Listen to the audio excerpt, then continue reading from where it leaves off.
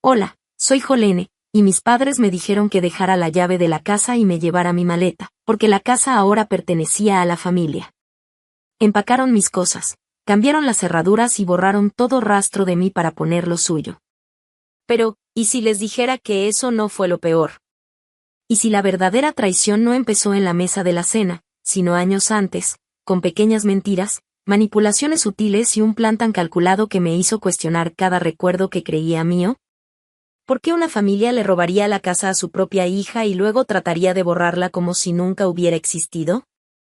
La cazuela apenas se había enfriado cuando me aparté de la estufa, secándome las manos en una toalla que todavía olía a lavanda del verano pasado.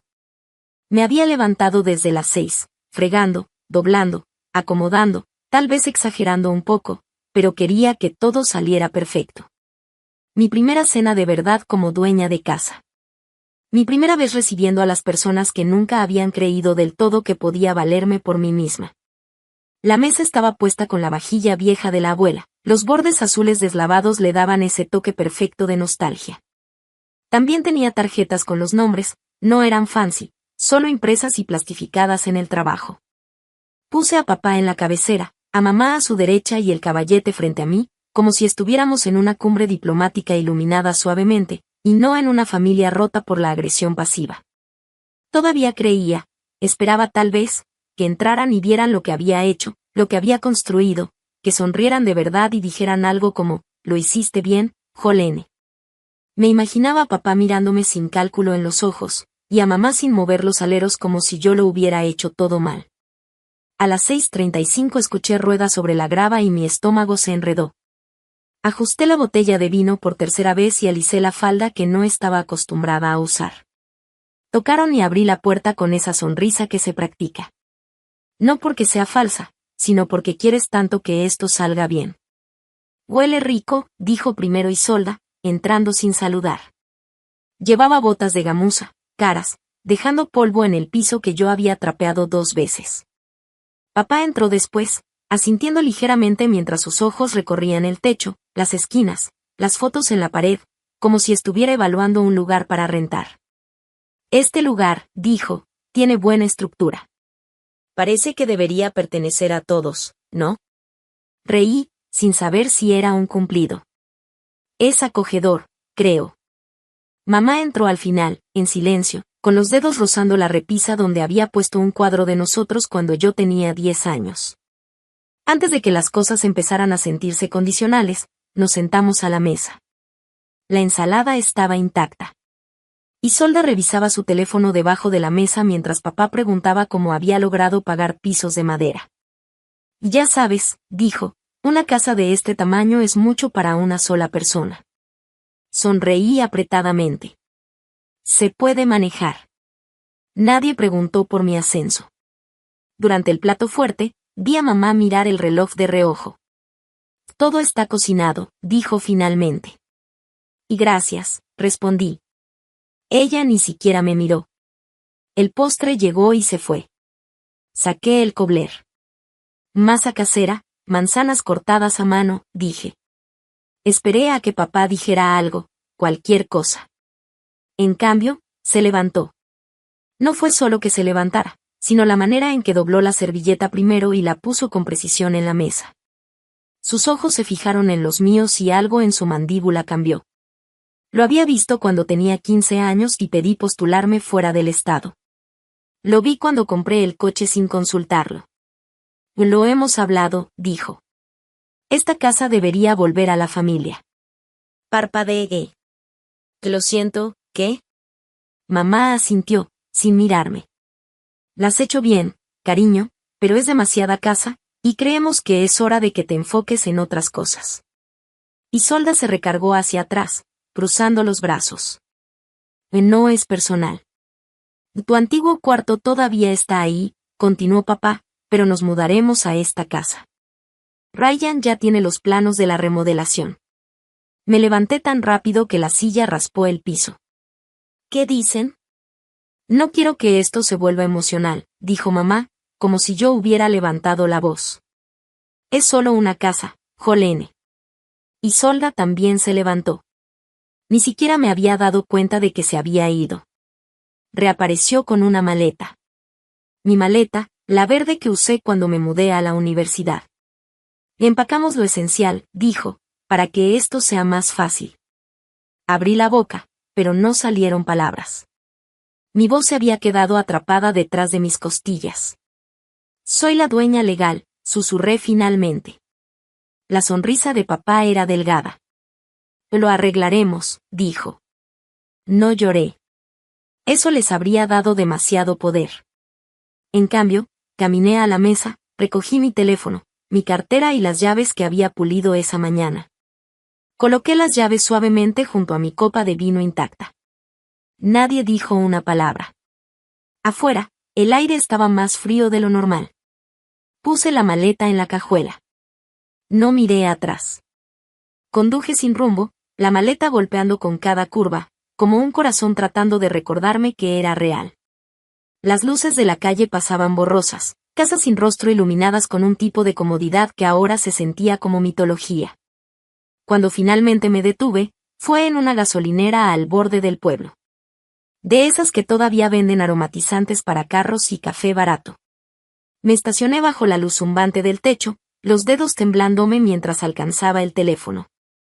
Estaba vibrando, un número desconocido, y algo dentro de mí lo supo de inmediato. Esta llamada no venía del pasado. Venía de la parte de mi futuro que todavía no me habían robado. La llamada llegó justo cuando iba a abrir la puerta del carro. El teléfono vibró contra mi muslo, un número desconocido parpadeando en la pantalla.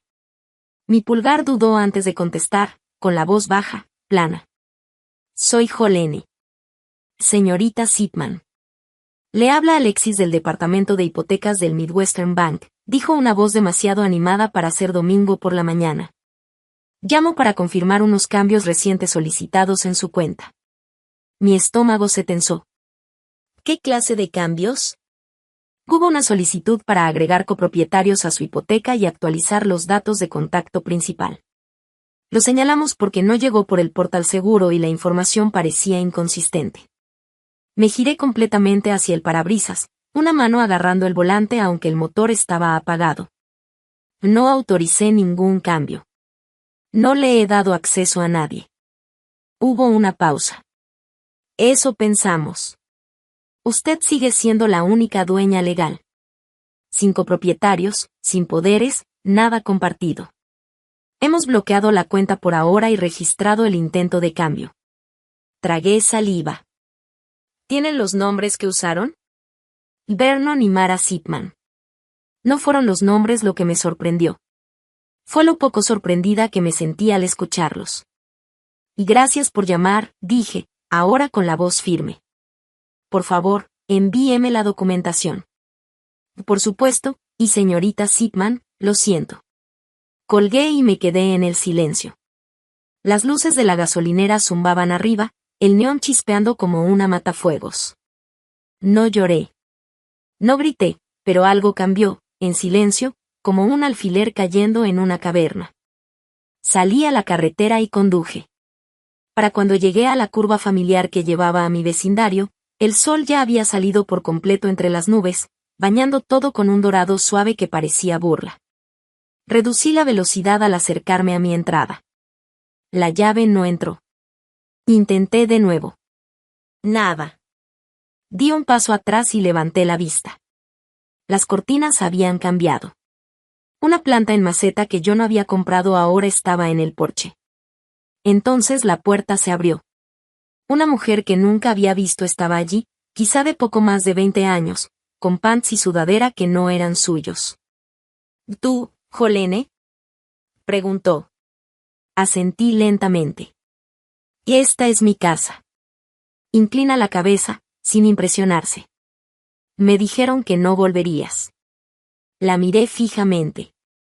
¿Quién te lo dijo? Mara y Vernon, dijo.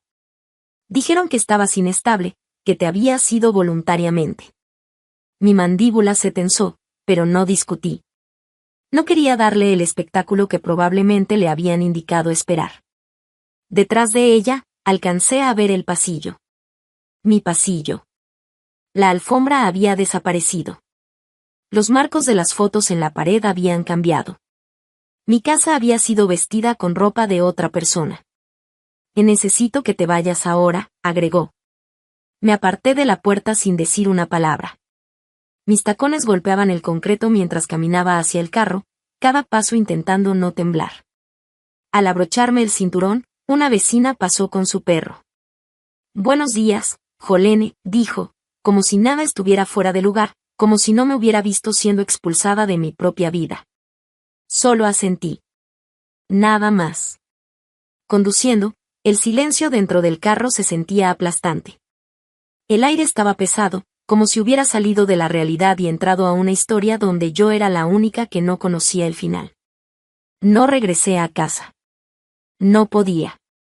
En lugar de eso, manejé al otro lado de la ciudad y me estacioné frente al edificio de Nora. Era mi amiga más cercana. Y siendo honesta, mi única amiga que me quedaba, que no venía con términos ni condiciones. No entré. Solo me senté en el carro, dejando que todo el peso se asentara en mis hombros como cemento húmedo. ¿Qué diría? Que mi familia había cambiado las cerraduras, metido a un extraño y me había borrado mientras sonreían durante la cena.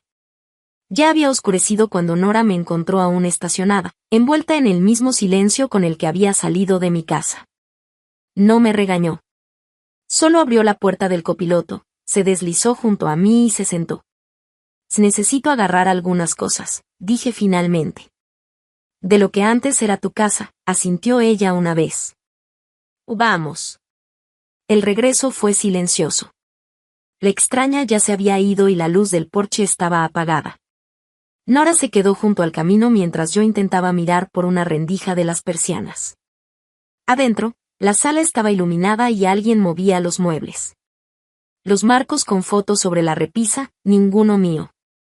Una luz del porche se encendió en la casa de al lado y un hombre mayor con cortavientos salió. ¿Tú, Jolene? Sí, dije. Miró por la calle y luego volvió a mirarme. Me han estado entrando y saliendo por semanas, siempre cuando tú no estabas. Supuse que no era mi lugar para decir nada. Nora se volteó hacia mí, su voz como acero frío. ¿Que necesitas un abogado esta noche? Nora sirvió café en una taza de cerámica astillada que recordaba de su primer departamento. No dijo mucho, solo puso la taza frente a mí y se sentó al otro lado de la mesa. El silencio se extendió entre nosotras, no incómodo, ni pesado, solo esperando a que yo lo llenara. Miré la taza, siguiendo con los ojos la pequeña grieta en el esmalte, como si eso pudiera anclarme de alguna manera. No solo te sacaron, dijo finalmente. Lo planearon.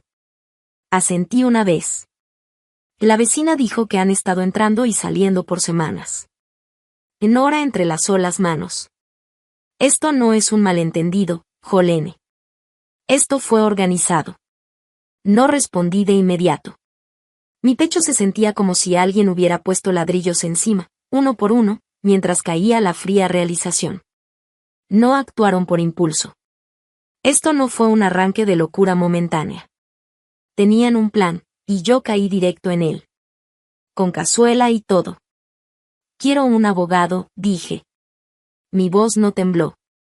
Alguien que sepa tratar este tipo de casos, que haya visto familias fingir amor mientras planean un robo.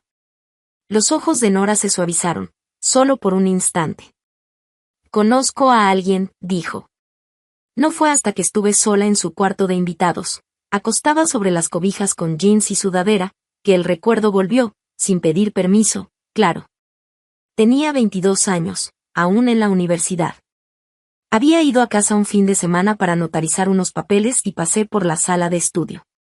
La puerta estaba entreabierta. No estaba escuchando a escondidas, no a propósito, pero oí mi nombre. Y ella firmará, había dicho papá. Una vez que lo haga, será nuestro para manejar. Se escuchó la risa de Isolda. No tiene idea. Me dije a mí misma en ese momento que se trataba de otra cosa. Trámites, impuestos. No insistí porque no quería saber. No quería creer que me veían como una herramienta, no como una hija. Pero ahora, acostada allí bajo la luz tenue de la lámpara de Nora, me di cuenta de que ese momento no fue el comienzo. Solo fue la primera vez que vi, sin querer, la estructura del plan. A la mañana siguiente, nos reunimos con Bárbara Herrera en una pequeña oficina del centro. Su apretón de manos fue seco, firme, su voz, cortante, pero no desagradable. Escuchó mientras Nora explicaba la situación, mirándome de vez en cuando, como evaluando hasta dónde había dejado que las cosas se salieran de control antes de reaccionar. Y no eres la primera, dijo simple. La gente piensa que el robo de propiedades solo pasa entre extraños. No es así. Lo peor sucede entre personas con apellidos iguales. Firmé los papeles iniciales. Ella explicó los siguientes pasos: documentar todo, no involucrarse emocionalmente, reenviar toda comunicación, asegurar los registros. Sonaba clínico, procedimental, y, de alguna manera extraña, me estaba estudiando. Por primera vez en días, sentí que estaba haciendo algo más que sobrevivir. Más tarde esa noche, Nora se sentó a mi lado mientras iniciaba sesión en mi almacenamiento en la nube. Hace años había instalado cámaras dentro de la casa por seguridad. Se activaban con movimiento y se guardaban automáticamente. No las había revisado desde que me mudé. Pero ahora, Mara, revisando los cajones de mi oficina, con el rostro tranquilo, metódico. Isolda sosteniendo uno de mis marcos de fotos, sacando la imagen y poniendo una de ella con papá. Vernon sentado en mi escritorio, tecleando algo, luego recargándose como si estuviera probando la silla. Parecían cómodos, como si hubieran estado ahí un buen rato, como si yo los hubiera interrumpido. No me fui, dije en voz alta. Ya se estaban mudando. Mi ausencia solo lo hizo oficial. Nora no dijo nada. No tenía que hacerlo. Mientras hacía clic en más grabaciones, otra pestaña llamó mi atención. La cuenta de teléfono fijo de la casa. Había un mensaje guardado, fechado 2 semanas antes de la cena. Lo reproduje. Una vez que se haya ido, la voz de Isolda apareció clara y firme. Que no la dejen volver. Ni siquiera por los álbumes de fotos. Me quedé paralizada. La voz en la grabación no estaba enojada ni emocionada. Estaba aburrida, como si hablara de mover una caja de cosas que nadie quería. Esa noche no dormí. Y por la mañana, no solo estaba enojada. Estaba lista. Para media tarde, el temblor de mis manos había dado paso a algo más firme. No era exactamente calma, pero sí un tipo de clic interno, como si mi alma hubiera exhalado y se hubiera vuelto hacia la batalla. Me senté en la mesa de la cocina de Nora, la laptop abierta, revisando carpetas que no había tocado desde que cerré la compra de la casa, documentos, PDFs, firmas. Todas esas pequeñas victorias que hacían este lugar mío ante los ojos de la ley.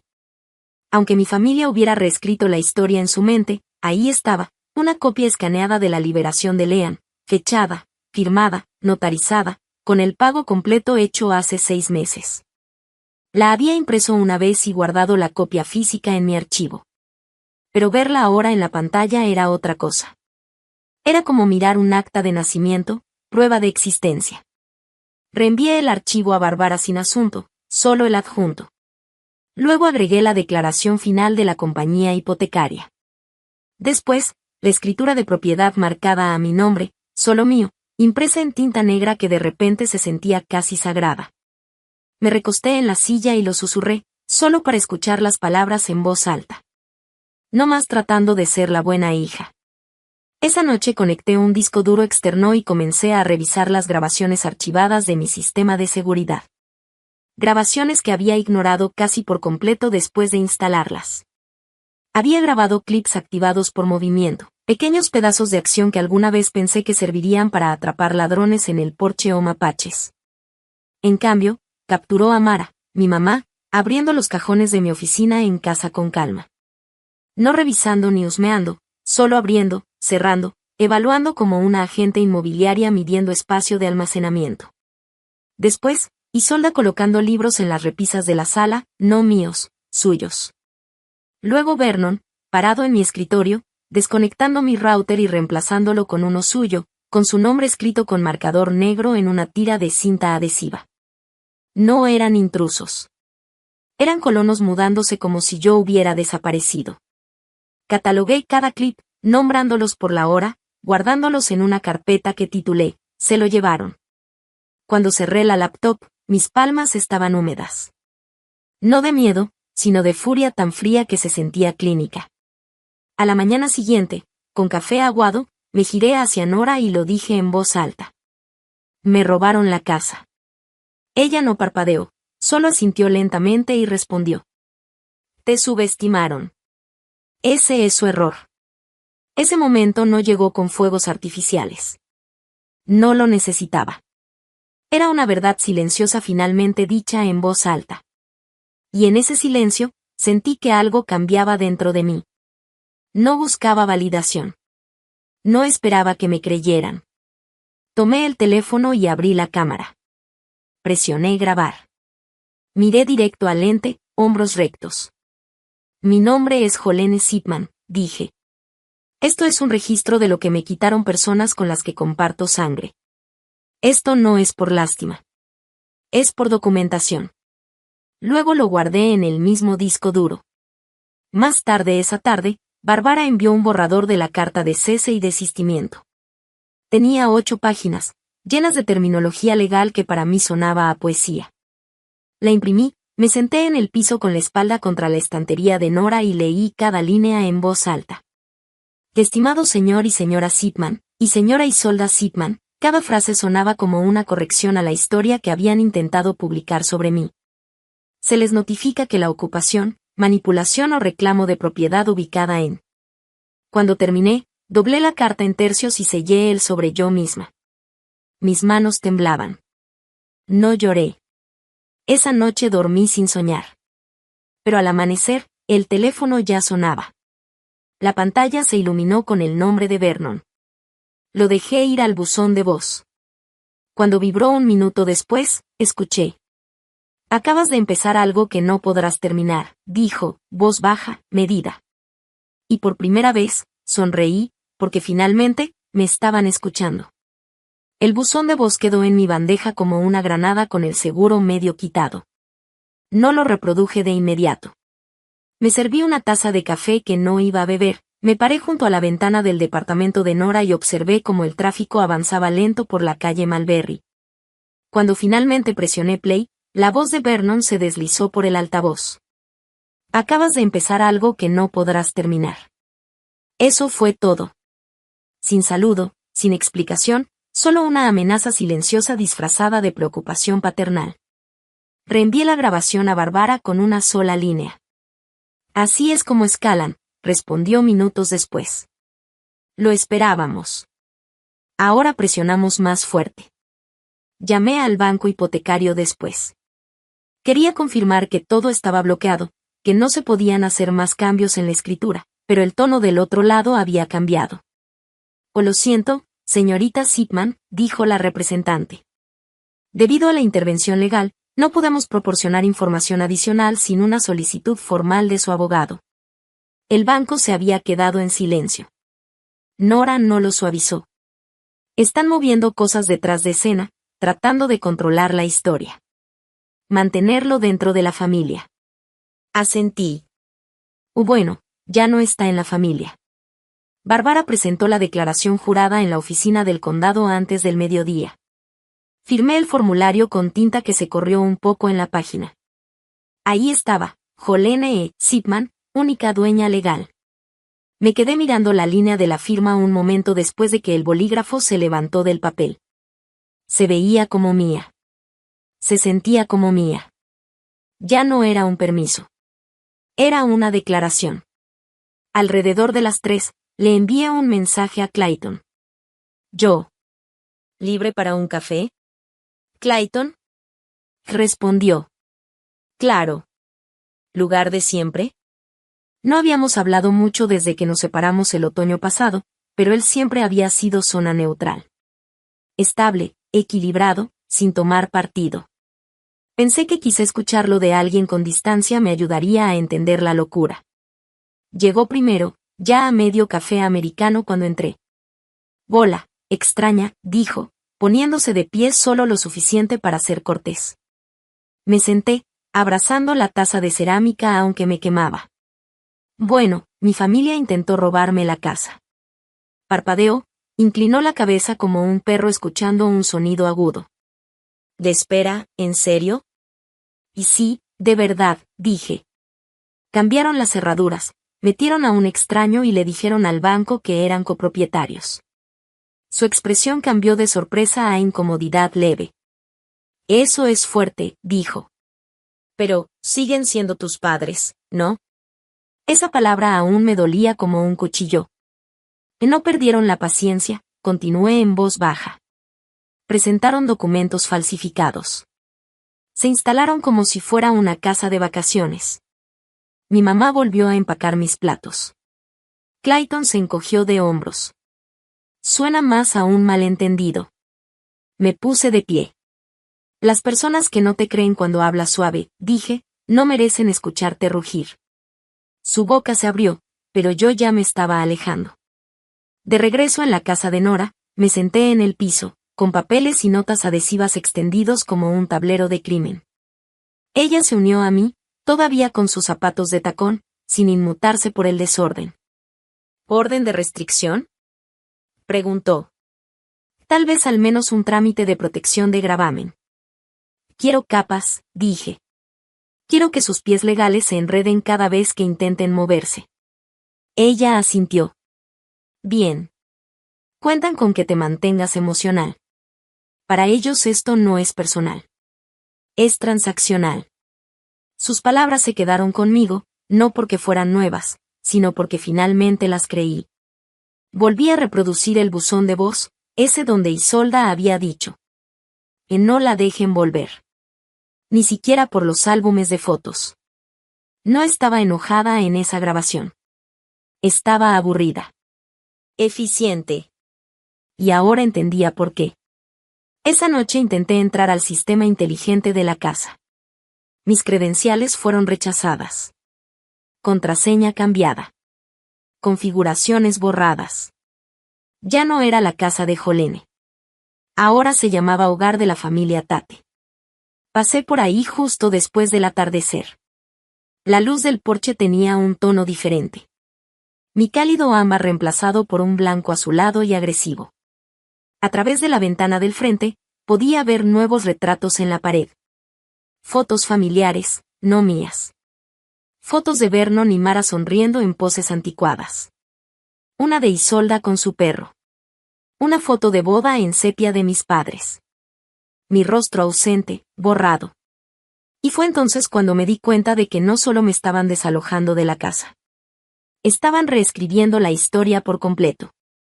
A media mañana, el frío ya mordía. No era agudo como en pleno invierno, sino ese que se queda en tus muñecas sin importar cuán profundo las metas en el abrigo. Me estacioné al otro lado de la calle de lo que antes fue mi hogar. Ya no era un hogar, solo una estructura, un espacio que construí con propósito y orgullo, despojado y vacío por personas que se llamaban familia. En una mano sostenía un sobremanila. Dentro estaba la carta de cese y desistimiento que Bárbara había finalizado, junto con los documentos que comprobaban mi propiedad.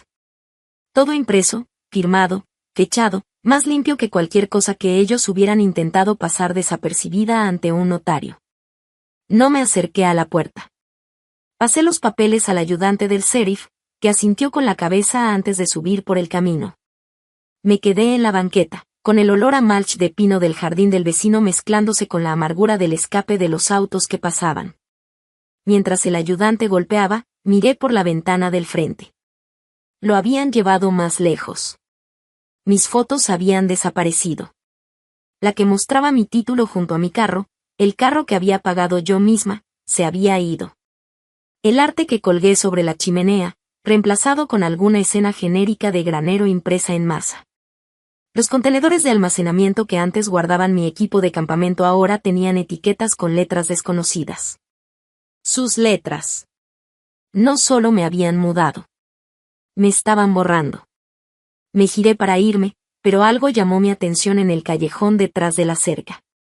Una esquina de una repisa mía, apoyada torpemente junto a dos bolsas de basura. Me acerqué. El frío más intenso en el espacio sombreado entre los guerachis. La repisa tenía una grieta larga en la parte trasera, como si la hubieran dejado caer fuerte. Una de las bolsas estaba flojamente atada, y cuando el viento cambió, capté un aroma que no olía desde hace años. Lavanda y agua de rosas, los saquitos de mi abuela. Solía esconderlos entre las toallas, y yo heredé los últimos después de su funeral. Los tiraron. Tomé una foto con mi teléfono, retrocedí y la envié directo a Bárbara. Línea de asunto, evidencia de un rasguño. A primera hora de la tarde, Nora y yo estábamos de vuelta en su departamento. Papeles extendidos por el piso como una colcha de consecuencias. Bárbara se unió por altavoz. Coloqué la escritura de propiedad de nuevo, el estado de pago, la cadena de propiedad limpia. Esto, dije, señalando la fecha de cierre, es cuando se volvió mío. Sin cofirmantes, sin deudas compartidas, sin acuerdos de transferencia. La voz de Bárbara sonó clara. Bien. Presentaremos esto junto con las grabaciones. Asentí, voz tranquila. No necesito gritar. Los papeles hablan más fuerte. Esa noche, volvimos a estar al otro lado de la calle. Esta vez, la oficina del sheriff entregó las órdenes formales, aviso legalmente vinculante para desalojar o cesar cualquier reclamo. 2 oficiales tocaron la puerta. Uno esperó junto a la reja. Vernon respondió con cara de piedra. Mar estaba justo detrás de él, con los brazos cruzados como si se preparara para una tormenta. Y esta casa siempre fue para la familia, dijo Vernon a los oficiales.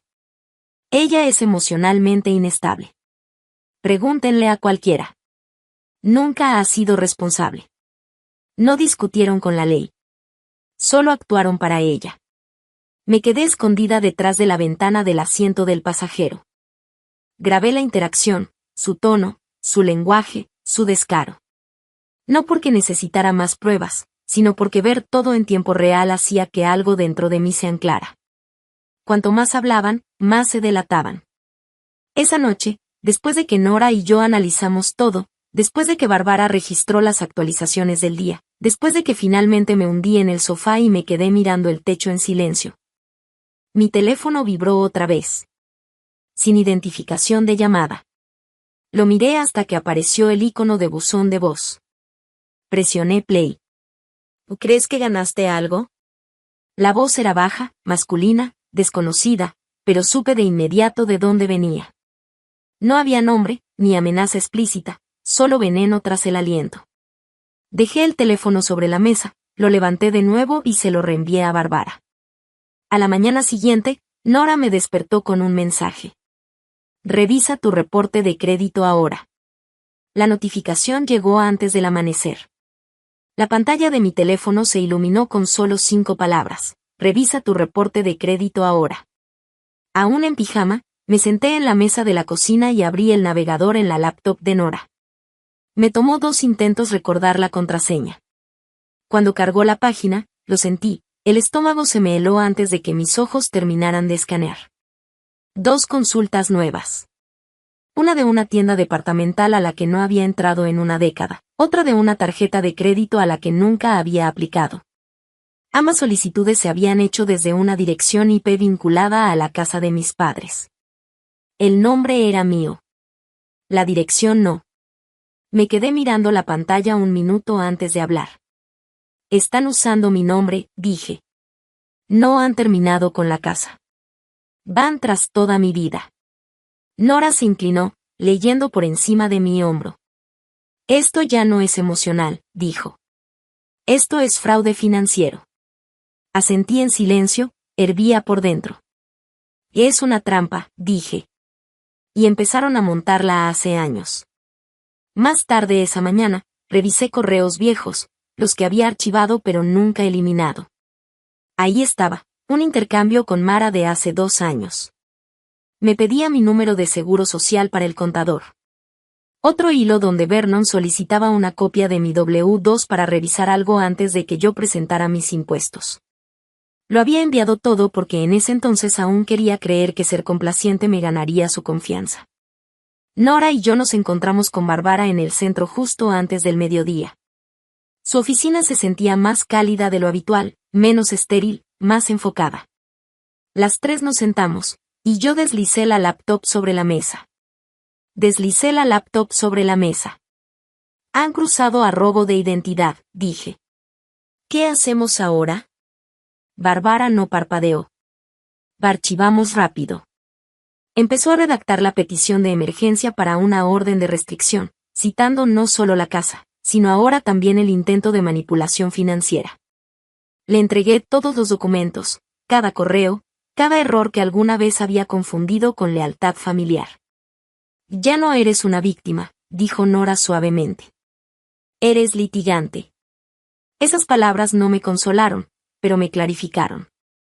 Esa noche, salí al balcón, con el teléfono en la mano, esperando que el aire me atravesara.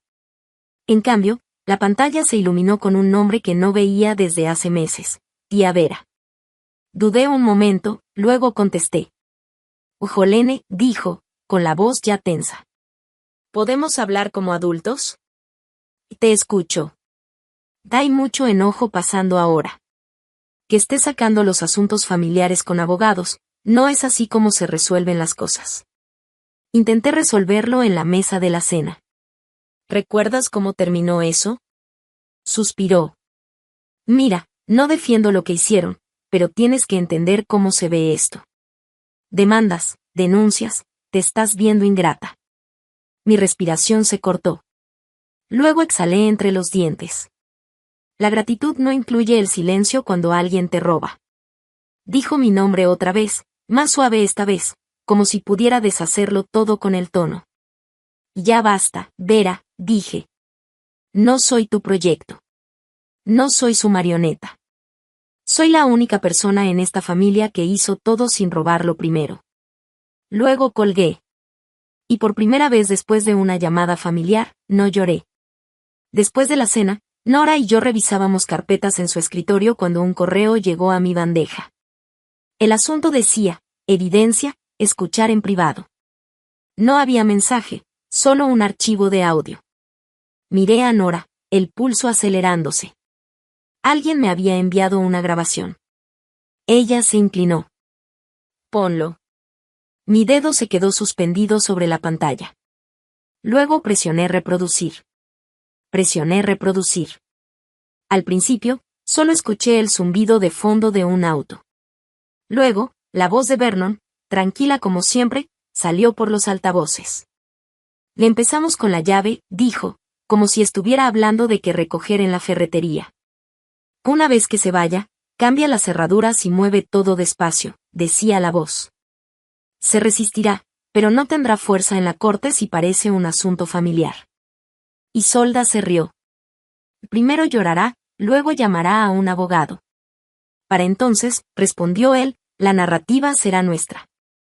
No me moví. Nora estaba congelada al otro lado de la mesa, los ojos abiertos, la boca apenas entreabierta. El audio continuó por otro minuto, y cada palabra que salía me hacía sentir un nudo en el pecho. Detalles sobre cuándo cambiar el wifi, quién debía encargarse de los servicios, incluso cómo reasignar mis pertenencias personales. Nada tenía emoción. Nada sonaba como un padre hablando con su hija. Era una sesión estratégica, fría, meticulosa. Cuando la grabación terminó, la guardé en 3 lugares diferentes. No podía arriesgarme a perderla. Se la enviamos a Bárbara de inmediato. Menos de una hora después, estábamos sentadas en una sala de conferencias del juzgado. Todo impreso, etiquetado, organizado. Papeles, copias, carpetas perfectamente alineadas. Bárbara entregó al secretario del juez una memoria USB y una moción de emergencia firmada. El juez la revisó en menos de 2 horas. Se programó una audiencia oficial para la semana siguiente. Cuando salimos de ese edificio, no sentí victoria. Sentí un hueco dentro de mí, pero también claridad, como un vaso de vidrio que se ha agrietado completamente, pero que aún no se ha roto del todo. Esa noche, de regreso en el departamento de Nora, abrí mi laptop y entré a un foro privado de apoyo. Había sido miembro silenciosa por meses, observando las historias de otras mujeres que habían pasado por lo mismo: abuso financiero, coerción emocional, manipulación de herencias y propiedades. Publicé una versión resumida de mi historia, solo los hechos, sin nombres, sin sentimientos añadidos. A la mañana siguiente, tenía más de 300 comentarios. Mujeres contando historias similares. Esto le pasó a mi hermana.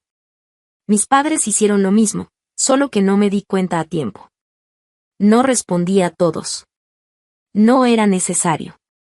Solo saber que no era la primera ni la única me dio un poco de aire de vuelta, como si algo de oxígeno se colara entre mis pulmones comprimidos.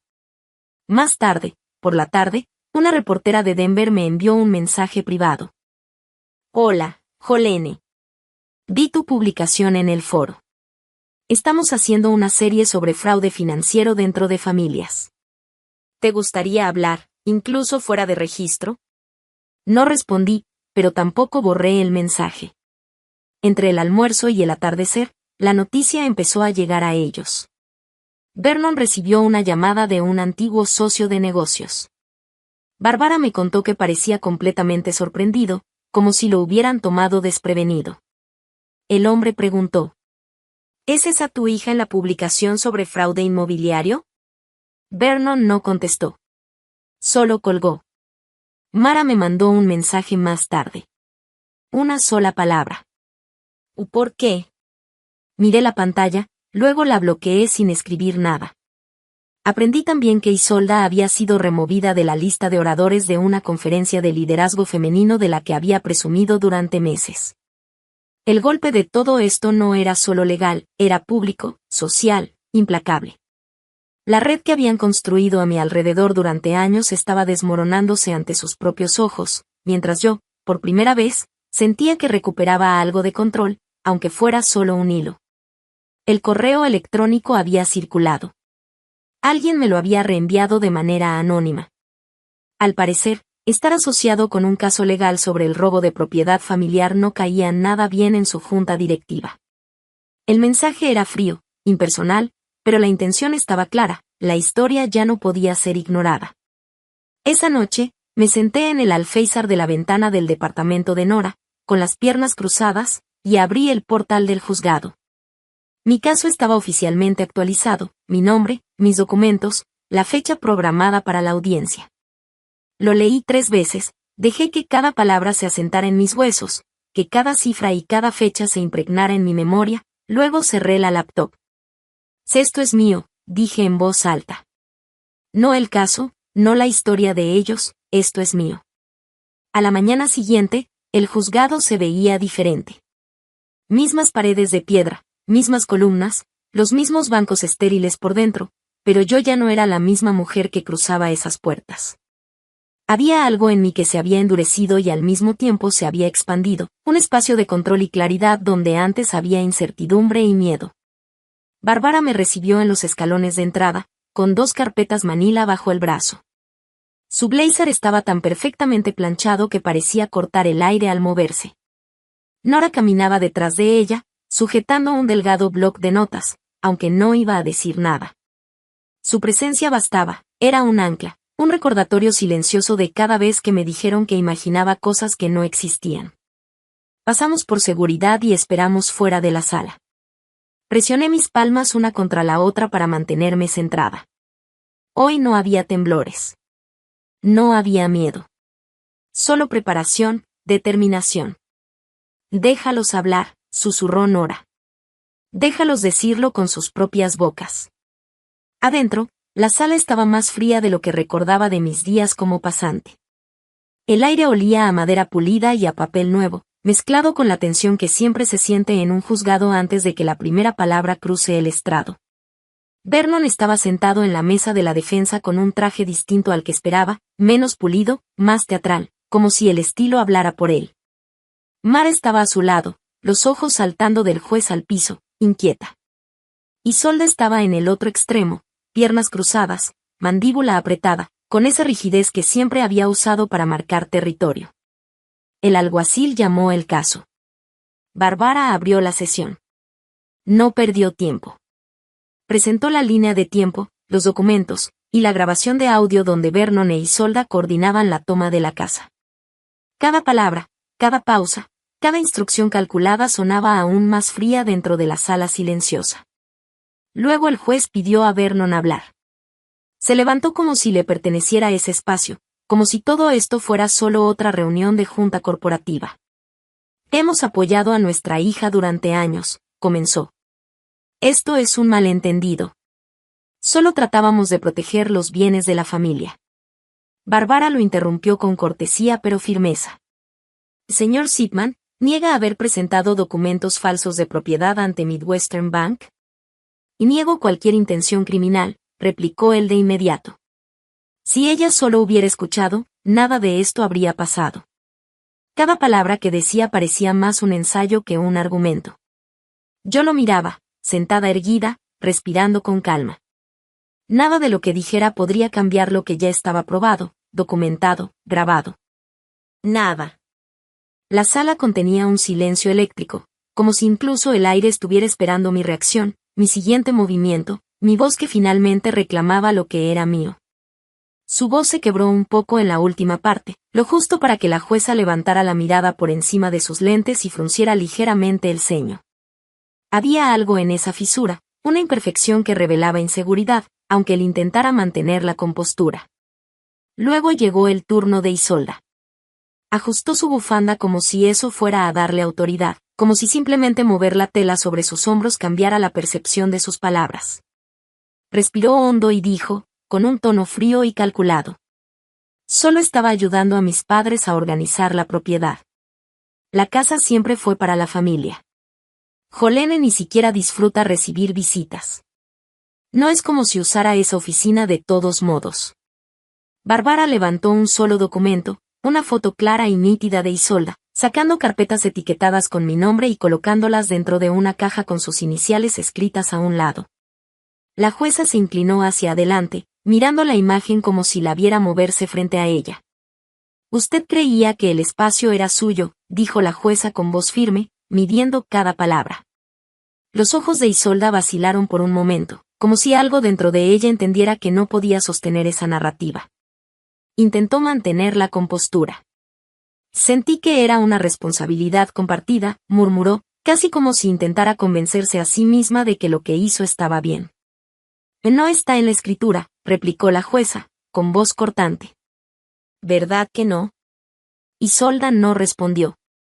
Se encogió de hombros, cruzó las piernas, apretó los labios. Su silencio hablaba más fuerte que cualquier excusa. Finalmente, llegó mi turno. Caminé despacio hacia el estrado, sintiendo cada paso resonar en la madera del suelo, cada mirada clavada en mí como si intentara desarmarme. Tomé el juramento, me senté y hablé. No como la mujer que había sido bloqueada de su hogar, sino como la que lo había construido, con sus propias manos, con su trabajo, con su esfuerzo.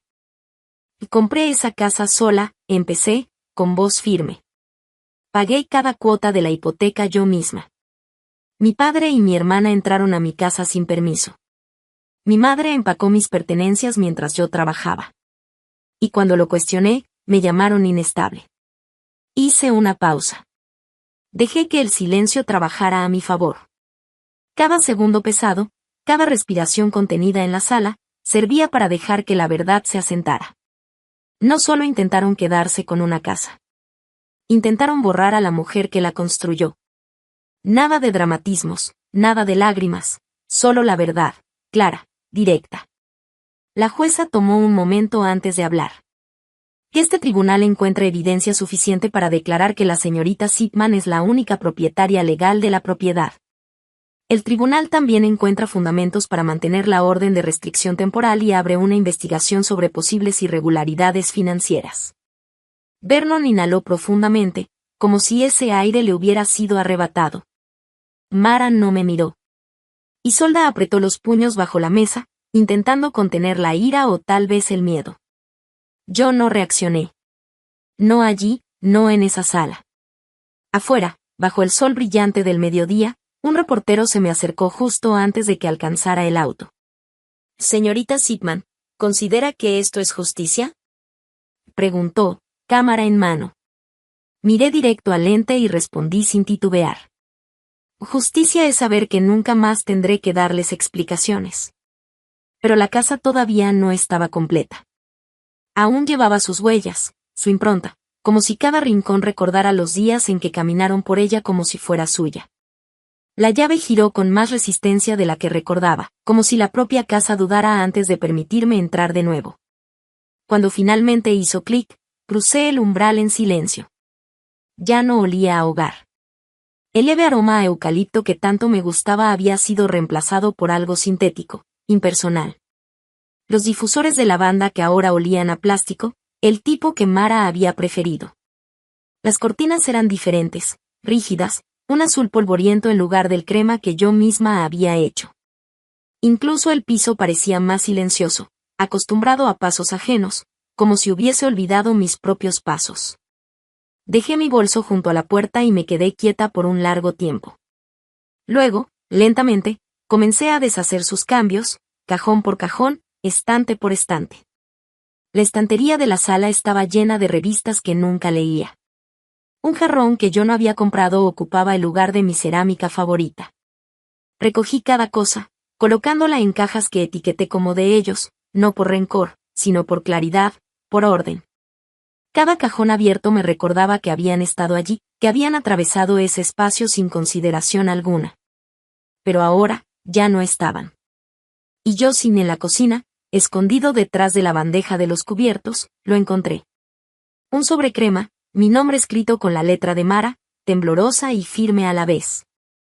Dentro había una sola hoja, doblada con cuidado, con un mensaje breve, directo y frío.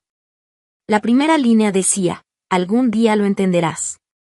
Seguí leyendo, cada palabra calando como un golpe suave pero constante.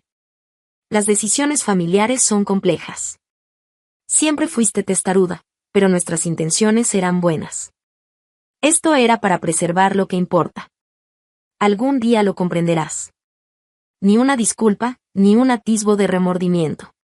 Solo justificación, racionalización, y la certeza de que ellos no veían el daño, solo la misión que se habían autoimpuesto. Respiré hondo, salí al patio trasero y agarré la tapa metálica de la fogata. Tomé un fósforo, lo encendí y llevé la llama a la esquina de la hoja. El fuego abrazó sus palabras como si las palabras mismas lo estuvieran esperando, y en segundos, la tinta se retorció, se ennegreció y empezó a deshacerse en cenizas. El viento de la tarde las llevó lejos, girando y flotando hasta desaparecer en el cielo dorado. Me quedé observando hasta que solo quedó la tapa metálica, tibia y silenciosa. Entiendo perfectamente, dije en voz baja, sin esperar respuesta de nadie. Ese fin de semana, caminé por la acera hasta la casa de la vecina, la misma que alguna vez había apartado a Nora para advertirle, preocupada. La señora Cavanaugh abrió la puerta, con su suéter de punto y pantuflas de lana, sorprendida pero no hostil. Traje galletas, dije, extendiéndole una bandeja cubierta con papel aluminio. Y tal vez solo quería darte las gracias. Me invitó a entrar sin dudarlo. Su hogar olía a canela, a maderas viejas y a alfombra gastada. Nos sentamos en la mesa de la cocina casi una hora, sorbiendo un té débil. Me contó que siempre sospecharon que algo andaba mal, que Mara y Vernon habían actuado con una sensación de derecho, como si la propiedad ya fuera de ellos. Y no queríamos meternos, dijo suavemente, pero me alegra que hayas defendido lo tuyo. Caminé de regreso por el césped con un sentimiento extraño creciendo en mi pecho, algo que no era pertenencia a una familia, sino a un barrio, a un lugar. Una sensación tranquila y firme de que aún había espacios que eran míos, y que podía reclamarlos sin miedo. El lunes por la mañana, Bárbara me llamó. La unidad de crímenes financieros del Estado está avanzando, dijo. Han visto las solicitudes falsificadas. Si se conecta directamente con tu padre, podrían presentarse cargos formales. Asentí, caminando de un lado a otro en la sala descalza, sintiendo el frío del piso en las plantas de mis pies. No busco venganza, le dije. Solo quiero que quede registrado. Que la verdad tenga un sello de tiempo. Esa semana, empecé a decorar la casa para Acción de Gracias. Primero, algo simple, guirnaldas en la barandilla, una corona nueva en la puerta principal.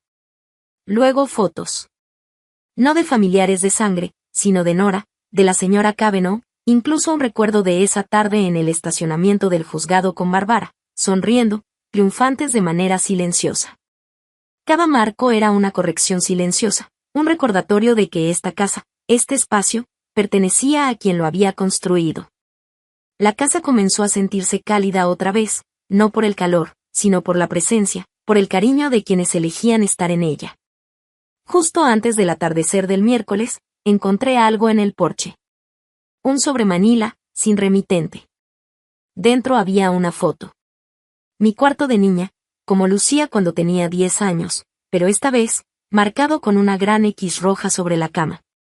Me quedé allí un momento, el pulgar rozando la esquina de la foto. No me asustó. Estaba cansada, exhausta, pero esta vez no iba a correr. Esta vez no me iban a empujar. El sobre seguía sobre la consola al despertar al día siguiente. No lo había tocado desde que lo puse allí la tarde anterior. Solo la idea de ese cuarto, mi cuarto de infancia, marcado con una X roja, había dicho más que cualquier amenaza que pudieran enviar. Más que cualquier palabra, más que cualquier intento de intimidación. Había claridad, había límite. Esta vez, estaba lista. Lo llevé conmigo cuando bajé a la estación de policía. Entregué la foto, expliqué lo que mostraba, lo que significaba.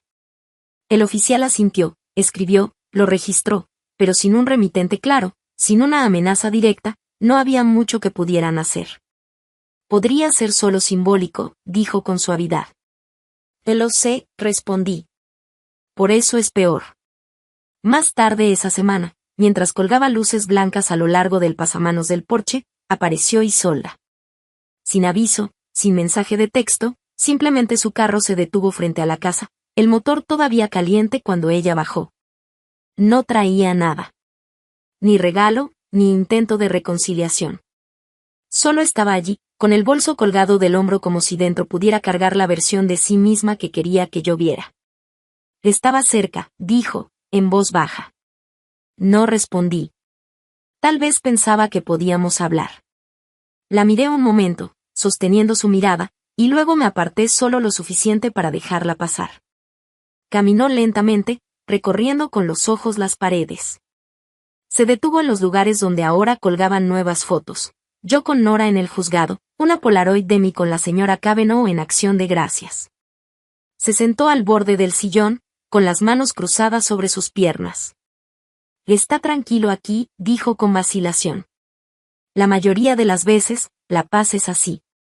No estoy orgullosa de cómo pasaron las cosas, dije sentándome frente a ella. Ninguno de nosotros esperaba que llegara a lo legal. No estás aquí por mí, continué. Estás aquí para controlar la historia, para suavizarla antes de que se haga más grande. Su boca se movió, como si quisiera replicar, pero solo fue un tic. ¿Crees que eso es todo lo que me importa? Dijo finalmente. No, contesté, calmada. Creo que te importa mucho que te vean como la mejor hija. Exhaló, y luego admitió, con un dejo de honestidad que apenas se atrevía a pronunciar. Tal vez estaba celosa. Tal vez no pensé que merecías la casa. Ahí está, dije, en voz baja. Miró hacia otro lado. Eso no significa que quisiera que llegara tan lejos. Pero sí llegó, dije, y tú lo permitiste. Abrió la boca para replicar, pero la cerró de nuevo. Me incliné un poco hacia adelante. No puedes reescribir tu papel solo porque yo sobreviví a esto. Esa noche, una tarjeta navideña deslizó por el buzón. Sobre crema, sin remitente, pero la letra era inconfundible, Mara. Dentro, una escena de invierno genérica y, debajo, en cursiva prolija, decía, te deseo claridad y paz de parte de mamá. También había una cita impresa. El perdón es el perfume que la violeta deja en el talón que la aplastó. No había disculpa. No había reconocimiento de culpa. No respondí. No por enojo, ni por amargura, sino porque el perdón no siempre exige reconexión. Unos días después, Nora y yo paseamos por el mercado navideño cerca del centro. Las luces colgantes brillaban contra los techos cubiertos de nieve, y el aire olía a pino, canela y nueces asadas. Nos detuvimos frente a un puesto que vendía tazas hechas a mano. Nunca hablaste en público, dijo, levantando una taza con el asa torcido. Y no era necesario, asentí. A veces, sobrevivir es el mensaje más fuerte que puedes dar, más que cualquier venganza. Sonreí. El silencio que elegí no era debilidad, era claridad. De regreso a casa, instalé un nuevo sistema de seguridad, uno que elegí, configuré y probé personalmente. Luego cambié las cortinas viejas, las que ellos habían colgado en su intento de redecorar mi vida. Agregué vitrales a las ventanas que ellos solían mirar. Después enrollé la alfombra de la sala, lo último que habían dejado atrás. El piso de madera debajo estaba rayado, imperfecto, pero firme. Mío. Me quedé allí, descalza sobre aquel viejo piso, y sentí algo cambiar dentro de mí. No era cierre, ni lazo atado perfectamente sobre el desastre, pero sí paz. En la mañana de Navidad, el cielo estaba gris suave. La nieve cubría la acera como azúcar glass. Mi teléfono vibró. Era un mensaje de Nora: brunch en mi casa. Solo familia elegida. No llevé regalo. Llevé paz. Y esta vez, era suficiente. Nora abrió la puerta con su típica sonrisa ladeada y una fingida ceja fruncida por la nieve acumulada en el escalón. Le entregué un pequeño ramo de follaje de invierno y piñas atadas con una cinta que había encontrado en mi cajón de cocina. Sin regalo, bromeó. Y traje paz, respondí, y por primera vez desde mucho tiempo, supe que había suficiente, que todo estaba en su lugar. Dije, y ya no envuelvo nada más. Dentro de su casa, todo estaba lleno de vida, pero en el mejor sentido. Se oía la risa de su cuñada desde la cocina, el jazz sonando bajo en el fondo, un niño pequeño arrastrando un oso de peluche por el suelo con un dramatismo exagerado. El aire olía a rollos de canela recién horneados y café recién hecho. Y por primera vez en años, no sentí que debía prepararme para que algo saliera mal. No son personas con las que comparta sangre, pensé mientras tomaba un sorbo de sidra en un rincón, observando a Nora organizar el brunch como una general con una batuta suave y firme. Pero son mías. Cuando regresé a mi casa esa tarde, el silencio no me molestó. Encendí una vela cerca de la ventana del frente y me senté en el piso con un cuaderno sobre mis piernas. La luz se filtraba a través del vitral que yo misma había instalado, ámbar, turquesa y un solo triángulo rojo. Cada color calentaba la madera del piso como una colcha. Caminé de habitación en habitación, no para inspeccionar, ni para limpiar, solo para estar en ellas. La oficina, donde solía escribir hasta tarde, ahora era tanto espacio de trabajo como santuario. La sala ya no se sentía ajena, solo ligeramente distinta. La cocina, de nuevo mía, con cada cajón etiquetado como me gustaba, sin que nadie reacomodara las especias ni me sugiriera que no necesitaba un segundo colador. La casa no había cambiado.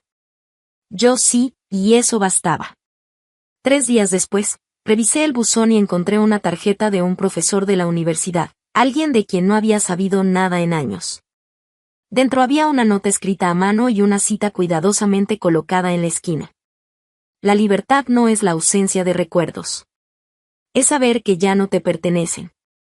La colgué en mi nuevo corcho, junto a afirmaciones escritas por mujeres en el grupo de apoyo. Frases como, tienes derecho a cerrar puertas, y a veces la supervivencia se parece al silencio. Esa misma tarde, recibí una última carta de Vernon. Su letra rígida, como siempre, perfecta y alineada. Solo unas pocas frases, no debí dejar que las cosas llegaran tan lejos. Intentaba proteger lo que construiste. No me di cuenta de cuánto de eso era tuyo. No había disculpas, ni reconocimiento de lo que había hecho. Solo palabras suficientes para sonar como arrepentimiento. La leí una vez y la guardé en un cajón al fondo. No todas las puertas deben cerrarse, pero algunas no necesitan volverse a abrir. En la víspera de Año Nuevo, me senté en el porche con una taza de café negro, envuelta en una manta que Nora había tejido el año que dejó su firma. Los fuegos artificiales estallaban suavemente sobre el vecindario, apenas visibles entre los árboles. Intentaron quedarse con mi casa, susurré. Casi lo logran, pero no pudieron quedarse con la mujer que la construyó. Observé cómo las luces desaparecían y el cielo se asentaba en un gris profundo. Luego me levanté, entré y cerré la puerta con llave. No por miedo, sino en paz. Esta casa no necesita explicaciones. Solo necesita ser mía. y ahora lo es. Si hay algo que he aprendido de todo esto, es que los límites no te hacen egoísta. Te hacen libre. A veces, las personas que más amamos son las mismas que nos enseñan lo importante que es decir no. Antes creía que familia significaba para siempre, sin importar qué. Pero ahora sé que para siempre solo funciona cuando hay respeto de ambos lados. Recuperar mi hogar no fue solo ladrillos y madera. Fue reclamar mi voz, mi valor y la fuerza silenciosa que no sabía que tenía. No necesitas gritar para que te escuchen. No necesitas ganar cada discusión para recuperar tu valor. A veces, solo mantener tu terreno es la verdad más fuerte que hay. Y tal vez tú has pasado por algo similar, siendo ignorado, reemplazado o tratado como si no pertenecieras a tu propia historia. Si es así, espero que esto te recuerde que nunca es demasiado tarde para trazar la línea y reconstruir. ¿Y tú? ¿Alguna vez has tenido que elegir entre mantener la paz o mantenerte a ti mismo? Me encantaría escuchar tu opinión. Si esta historia tocó algo dentro de ti, deja un 1 en los comentarios o cuéntame desde dónde me ves. Y si no, dime por qué. Tu honestidad importa aquí. Si disfrutaste esta historia y quieres más relatos reales y conmovedores como este, no olvides suscribirte y acompañarnos en el próximo capítulo. Porque a veces, las historias que más necesitamos son las que nos recuerdan que no estamos solos.